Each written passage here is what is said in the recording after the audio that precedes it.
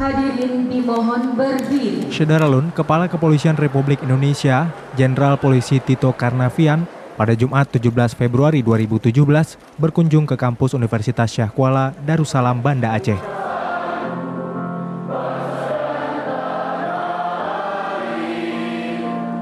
Kunjungan Kapolri dalam rangka memberikan kuliah umum atau orasi kebangsaan dengan tema memantapkan demokrasi dan memperkuat NKRI dari Aceh untuk Indonesia, yang diikuti oleh seratusan mahasiswa Unsyah di AAC Dayan Daud. Pilkada election is the hallmark of democracy. Jadi bagian terpenting dari simbol demokrasi itu adalah pemilihan, apalagi pemilihan langsung, direct election. Pejabat-pejabat dari Aceh banyak sekali.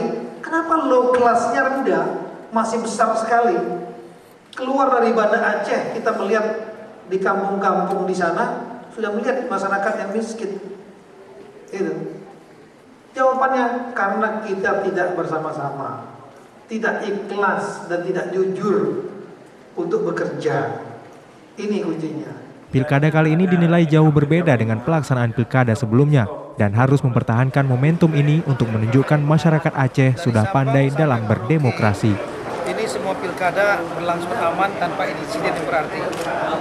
Memang dari awal kita fokus pada Jakarta, Papua, dan Aceh. Tapi alhamdulillah tiga-tiganya yang betul-betul kita lihat ada kerawanan. Tiga-tiganya termasuk yang di Aceh ini dibandingkan tahun-tahun yang sebelumnya, pemilu sebelumnya. Saya kira lah itu pemilu yang teraman di Aceh.